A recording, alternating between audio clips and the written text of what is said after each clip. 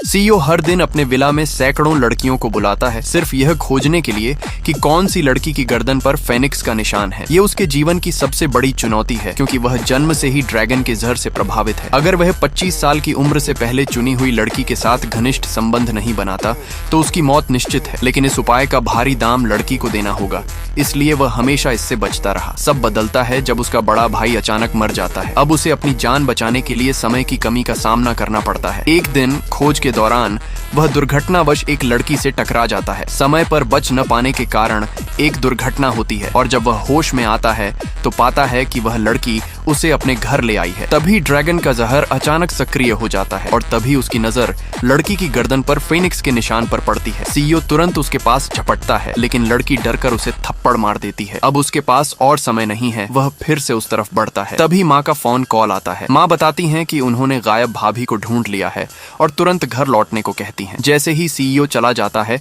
लड़की के चाचा और उनका परिवार घर में घुस आते हैं। वे लड़की को घर से निकालने और उसका घर कब्जे में लेने की कोशिश करते हैं। इस संकट में अचानक लड़की की माँ पहुंच जाती है। सच सामने आता है, लड़की वास्तव में उसके बड़े भाई की पत्नी है। माँ उसे घर ले जाना चाहती है, लेकिन लड़की अनिच्छुक है, क्योंकि बड़ा भाई उसकी मदद के लिए ही उससे शादी कर चुका था। लेकिन तलाक होने से पहले ही बड़ा भाई अचानक मर जाता है। लड़की की अनिच्छा देखकर माँ उसे और सोचने का समय देती है। माँ के जाने के बाद सीईओ लड़की के घर जाकर उपहार लेकर शादी का प्रस्ताव देता है, लेकिन लड़की उसे अस्वीकार कर देती है। वह बताती है कि वह पहले ही शादीशुदा है। इस पर सीईओ निराश हो जाता है, क्योंकि चुनी हुई लड़की को कुंवारी होना चाहिए। निराश जो मास्टर से इस बारे में बताता है, लेकिन मास्टर कहते हैं कि अगर फेनिक्स का निशान मौजूद है तो यही काफी है। इस सुनते ही सीईओ में फिर से आशा जागती है। वह लड़की को ढूंढता है और फिर से शादी का प्रस्ताव देता है, लेकिन ड्रैगन का जहर अचानक फिर सक्रिय हो जाता है और वह बेहोश हो जाता है। दयालु लड़की उसकी पूरी रात देखभाल करती है। अगली सुबह वह समाधान की तलाश में मंदिर जाती है और वहां अनायास ही सीईओ की मां से टकरा जाती है।